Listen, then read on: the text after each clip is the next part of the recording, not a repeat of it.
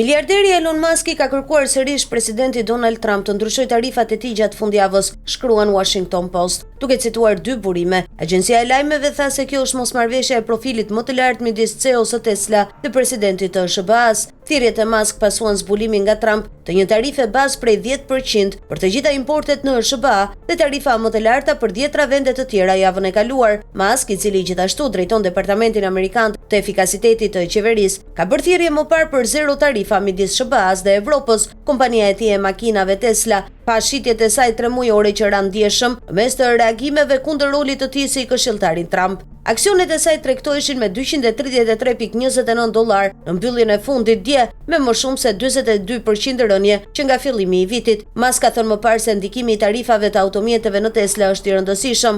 Musk tregoi shenja të përpjekjes për pajtim më vonë të hënën. Ai reklamoi në X nga llogaria zyrtare e përfaqësuesit tregtar të SBA-s, duke theksuar ato që i quajti praktika të padrejta tregtare që prekin eksportuesit amerikan në dritën e tarifave të Trump. Pikë të mira, tha Musk. Vëllai Musk dhe antari i bordit të Teslas Kimball Musk gjithashtu kritikuan ashpër presidentin mbi politika tarifore të hënën. Kush do ta kishte menduar se Trump ishte në fakt presidenti amerikan me taksat më të larta në preza, shkroi ai në X, faqja e mediave sociale që zotron Elon Musk. Përmes strategjisë së tij tarifore, Trump ka zbatuar një taks strukturore të përhershme për konsumatorin amerikan. Vërejtjet erdhën në më pak se një muaj pasi Kimball Musk kishte falendëruar Trumpin për organizimin e një ngjarjeje me Tesla në lëndinë e shtëpisë së bardhë. Ndërkohë, Ministria e Jashtme e Kinës akuzoi SBA-n për ngacmim ekonomik dhe destabilizimin e ekonomive të botës. Në një konferencë për gazetarët, një zëdhënës i ministrisë tha se abuzimi i tarifave të Amerikës shkel seriozisht interesat e vendeve në mbar botën. Kina e dënon fuqishëm dhe e kundërshton me vendosmëri këtë.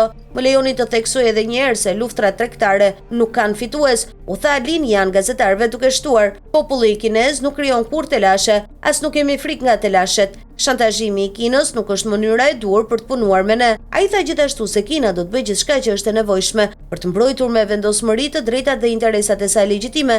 Nëse SBA këmbgul për të zhvilluar luftën tarifore dhe luftën tregtare, pavarësisht nga interesat e dy vendeve dhe komunitetit ndërkombëtar, Kina do të luajë me ta deri në fund, shtoi Yan.